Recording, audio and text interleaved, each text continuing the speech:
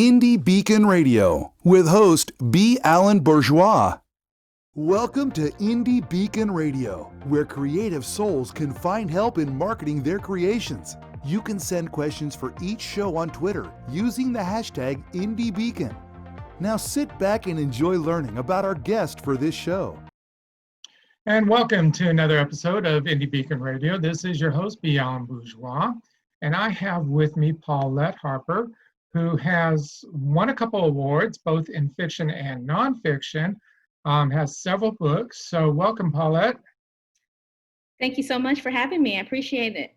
It's a pleasure. So let's start with what got you into writing books. You're a pastor, so you have a spiritual background. Was that part of it, or fill me in? Okay. No, actually, that wasn't a part of it. I had gone through a traumatic divorce, and I started to chronicle that journey and started writing my story just really out of the pain that I was feeling and I was going through. I was in a major transition in my life and didn't really know the course in which I was about to head in. But one of the things that really spoke to my heart was, to share my story with others.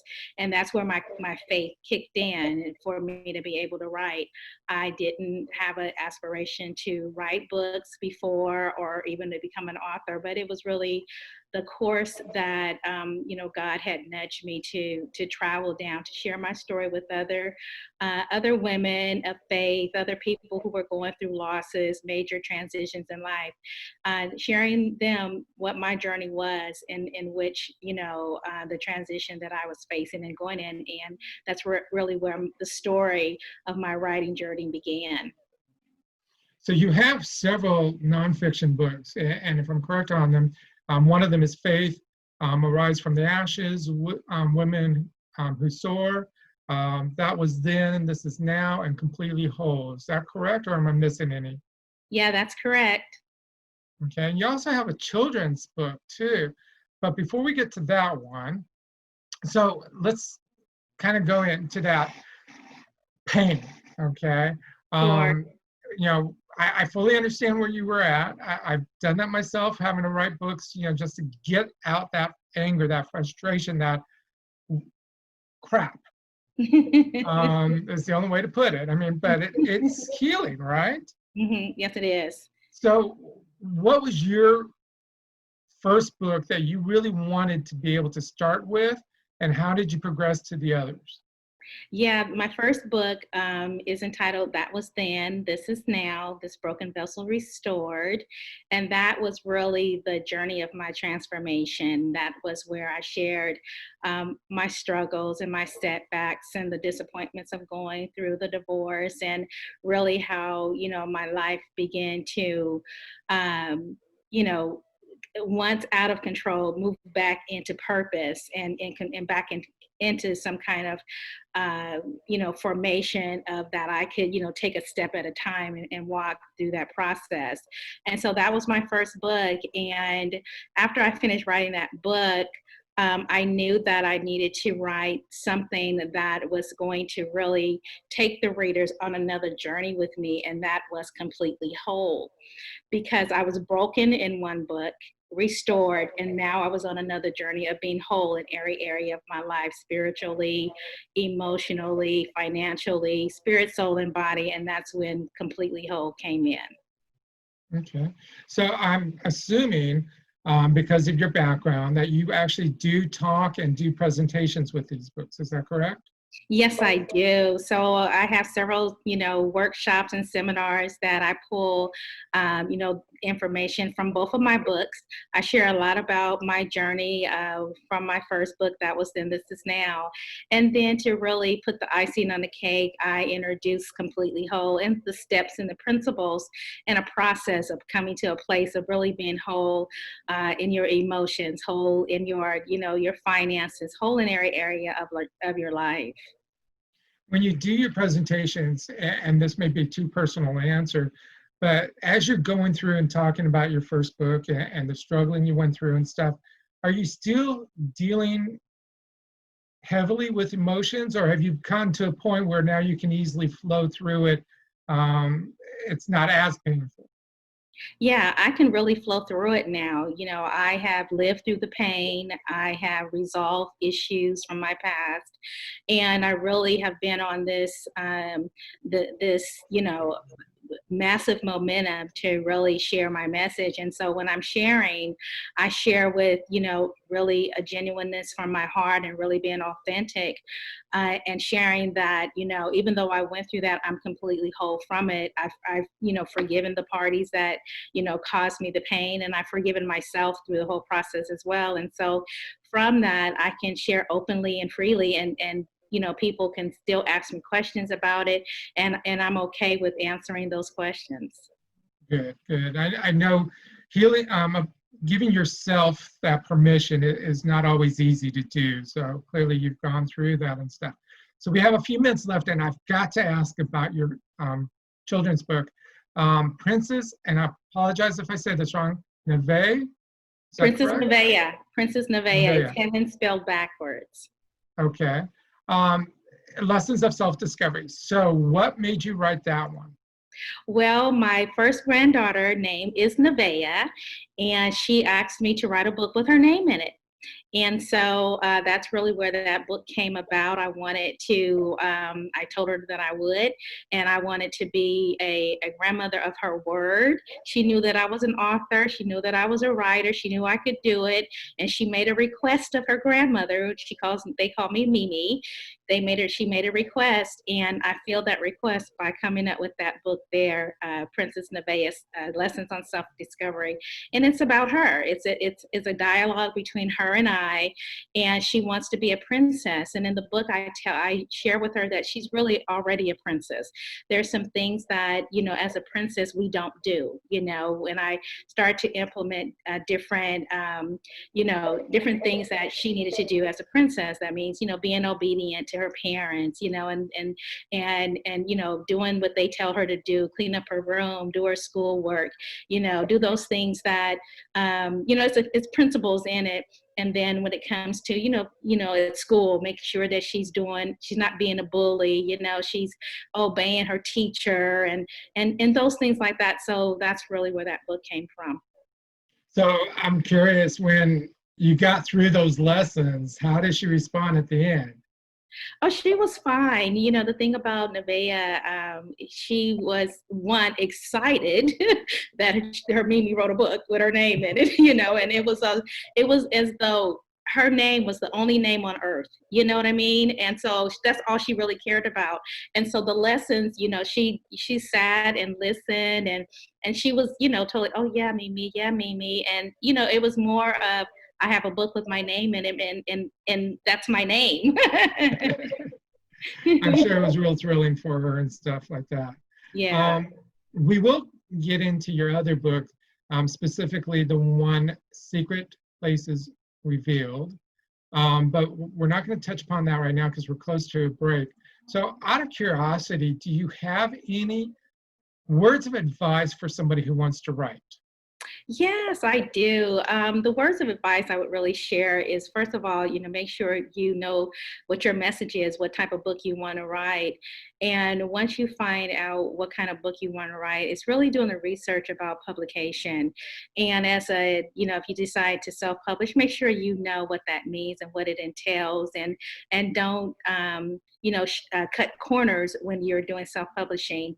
Make sure that you know what's required of you and that you're really going to put forth the effort to make sure you have a quality book. I'm sure that is tough. You were not self-published. You had a publishing, is that correct? With my first book, I had a publishing company, and then after that one, I began to learn how to do self-publish, and I published the rest of my books. And you went through a major learning curve, I'm sure, with that. Oh yeah.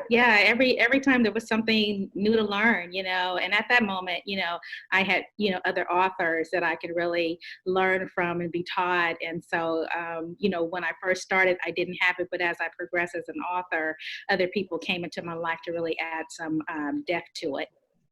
Great. Well, this is a perfect spot for us to stop, let our sponsors do their thing, and we'll be right back. World War II, the Holocaust and a mysterious package arrives in New York from Germany 40 years after the war, involving 3 families across the oceans. Mystery, intrigue, and correcting the most heinous of wrongs. This is just part of the story Michael Newman tells in his book, Between These Walls. Available in Amazon, Barnes & Noble, or at indielector.store. Buy it today and enjoy this thriller of a novel. Well, hello there, my friends. My name is Randy James, independent voiceover producer in the Dallas, Texas area, available to write and record a 30-second commercial, much like the one you're hearing right now. It's a great way to help increase awareness and exposure to your book title. It's easy to do. Simply call me and we'll brainstorm on a few ideas, and in a few hours, I'll whip something up and send you a digital file ready to use. Remember, call or text me, Randy James, at 214-762-1942. Welcome to indielector.store, an online bookstore where the discriminating reader can find award-winning books. Indielector.store is not a big corporation, so we can give up to 80% of the sales directly to the author. Help us support them by buying a great book at indielector.store. Join us for the 6th Annual Authors Marketing Event in Granbury, Texas on July 23rd to the 25th, 2021, where authors share ideas and learn from the professionals over a 2-day weekend.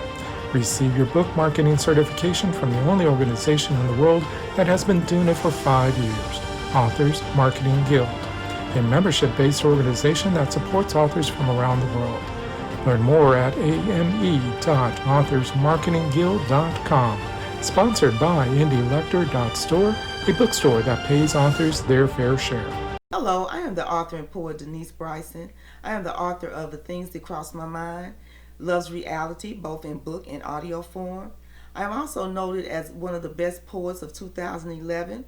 I have 2 new projects coming up. One is the Blinky series, where Blinky tells us all about our coins and our bills for our children. I also have a book coming out called Say Ye. It's quotes from Denise Bryson, just inspirational and that will help you along the way. Welcome back to Indie Beacon Radio. Don't forget to like us, follow us, or subscribe to one of our many channels. Now, here is your host for today's show. And welcome back. This is your host, B Alan Bourgeois. We are talking with Paulette Harper. So in the previous segments, we were talking about her nonprofit and her children's book, and now not nonprofit, nonfiction and children's book. You do have a nonprofit as well, being a minister, right? Yeah, I'm in with another ministry, yes. All right. So I wasn't too far off, just jumping the gun there. So the book is, and this is your first fiction, which you've won an award for. It's called Secret Places Revealed. Now, right off the bat, you have he wasn't looking for love. She was running from the pain. One encounter changed it all. So obviously this is a love story, am I right? Yes, it is. It's an inspirational romance. All right. So why is it inspirational? And of course, we realize there's romance. Give us the details. Yeah, so my background is in faith, and so my stories are faith, moved by faith, and just like my nonfiction works are as well. And so what I wanted to do with this fiction novel is I wanted to interject some sense of inspiration that both of these characters were flawed. And these characters being flawed, they had issues that they had to rectify, issues from their past and internal objections that they had. And so they both were, they both were believers. They both had a faith in God. And so, which made, their story more believable to those who would read it, who wanted to read inspirational stories. And so I wove in the faith factor into their lives, into their own, their ups and their downs and their journey of walking through this. And of course, the romance came, for two people who were not looking for love, because at that moment, both of them were at different phases in their lives, different walks in their lives, and they both were at transformational points in their lives where they were moving in different directions in which, life had carried them. But at the appointed time, as we all know in stories, they meet, and then and then the story just really blossoms from there. So I'm assuming you chose flawed characters because you wanted to be as real as possible, correct? Oh yes, definitely. They're not perfect. They have their issues. Those secret, that's the nature of the book. It's the secrets that they hold. And so, I wanted readers to realize that, when I'm writing my stories and my characters, these people they're not perfect. They have, they have flaws. They have issues that just, like we have, that we have to work through. They had to work through those issues as well. And the thing about writing fiction is that it has to connect with readers. Readers can pick up if something is fake and phony. They can say, "Oh, this is not real. I don't identify with this." But if we can build characters that people can identify with, and we can touch them on their emotions, then we can draw the readers in. Most definitely. And one thing that I enjoy about the universe is that you never know who you're going to meet and when and how things will turn out. And the story shows that aspect. Because you've written so many nonfiction, doing this fiction, what was the challenges you were going through? Oh my God, yeah, it's a major challenge because like you said, I had been writing nonfiction, and I started writing Secret Places Revealed after Completely Whole.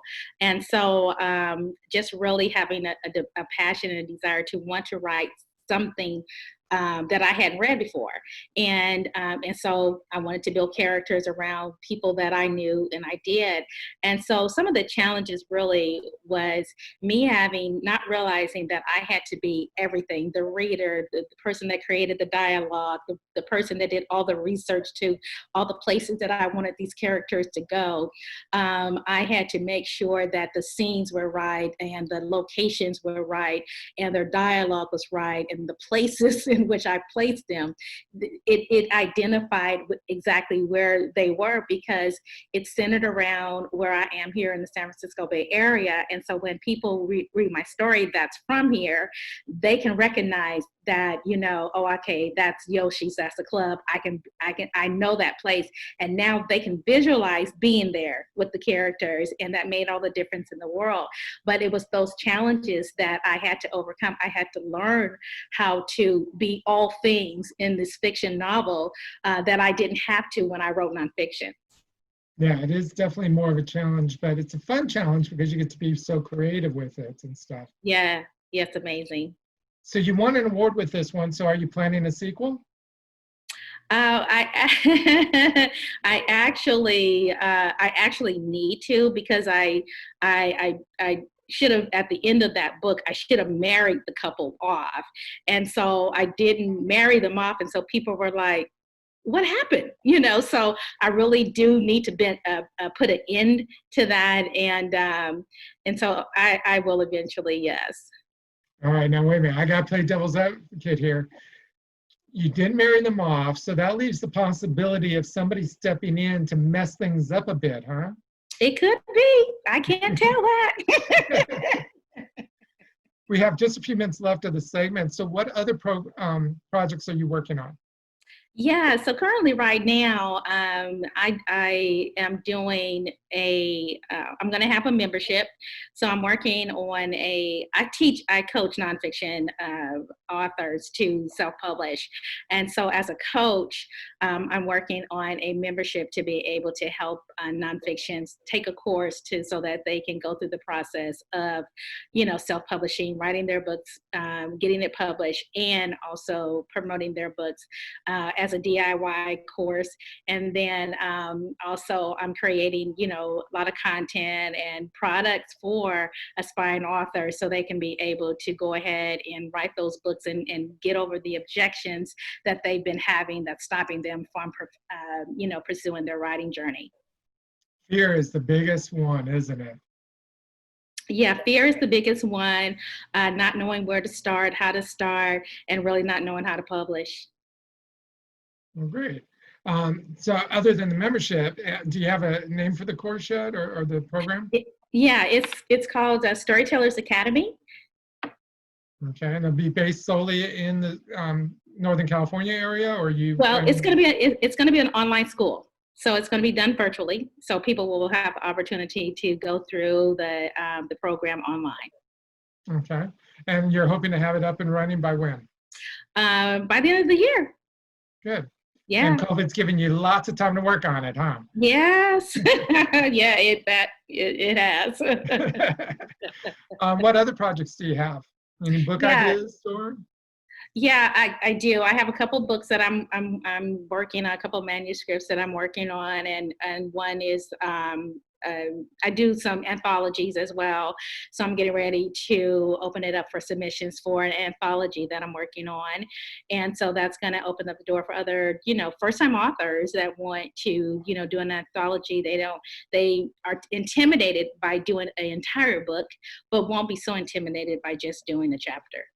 Yeah, the short story is really easy to work with and stuff. Yes, yeah. Well, is this your first anthology or? No, actually, I have published 2, and I have been in 4. Yeah. Okay. Well, this is a perfect time for us to stop and let our sponsors do their thing. We'll be right back. Thank you for watching or listening to Indie Beacon Radio. Our sponsor, IndieLector.store, is the only bookstore that pays authors their fair share for book sales. Help authors to succeed and enjoy a great book by supporting them at IndieLector.store. Enjoy a 10% discount with coupon code SHOPPER20 at IndieLector.store. Coupon valid until December 31st, 2020. That's IndieLector.store, coupon code SHOPPER20. The Fire in the Rock by Charles Henderson Norman was named to Kirkus Review's list of the best books of the year in 2016. It is the story of the Exodus as told by Zipporah, Moses' widow, long after the fact. But it is not a conventional Bible story book. It will challenge non-believers, but it will challenge believers as well, with a human perspective on a story that you have never heard. Available on Amazon as a paperback, ebook, or audible. Dear Texas is proud to present the Lone Star Festival on May 29, 2021 from 9 a.m. to 4 p.m., where Texas authors, artists, and creatives come together for a Texas-sized event at the Seguin Coliseum, Seguin, Texas.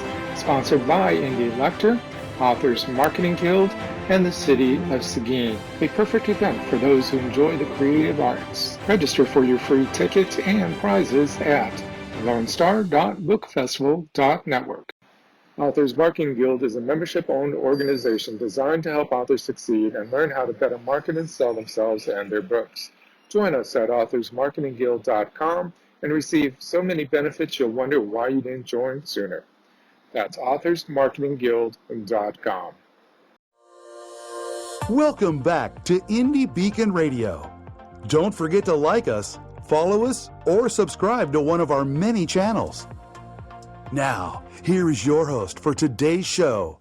And welcome back. This is your host, B Alan Bourgeois. We're at the end of the show, and with us is Paulette Harper. We've been talking a lot about her different books. She has nonfiction, fiction. She's won a couple of awards. She has children's books. She's working on a membership program. So with everything going on, how can people find you? Yeah, people can find me on my website, which is PauletteHarper.com.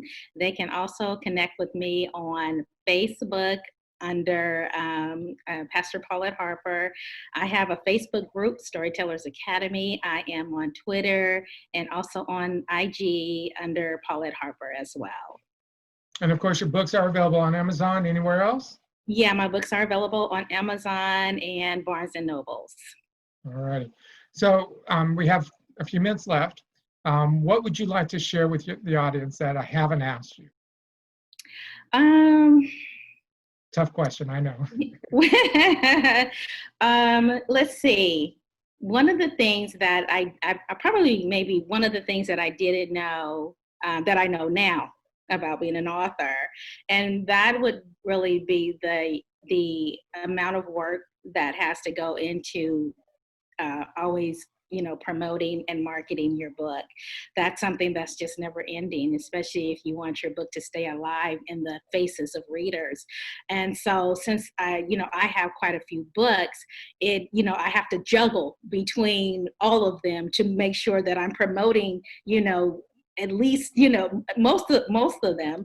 And so really didn't know that it was going to take this much to just continue to promoting and marketing my books. Yes, like you, I have multiple books. I have 10 books published. Okay. So I'm all over the place with fiction, nonfiction, different types of fiction, a children's book myself, nonfiction. So yeah, I get where you're at. And it is a challenge for any author as it is. Yeah. But running organizations on top of that makes it even more of a challenge and stuff. Yeah, definitely. Well, I want to thank you very much for your time and your patience. We wish you the best of luck, and we'll hopefully see you soon. Well, thank you so much. I appreciate your time as well, and thank you for having me. Thank you for listening to Indie Beacon Radio, where creative souls can find help in marketing their creations. To learn more about Indie Beacon services, to be a guest on the show, or to advertise on our show, please visit our website. Indie Beacon Radio with the host, B Alan Bourgeois. Indie Beacon Radio is produced by B Alan Bourgeois for Authors Marketing Guild LLC, copyright 2020. Voiceover by Randy James, Lydia Bello, and B Alan Bourgeois. To be a sponsor of the show or for more information, please email us at info@authorsmarketingguild.com. To be interviewed for the show, please complete the form at radio.authorsmarketingguild.com. Music Always Rejoice by Ramcord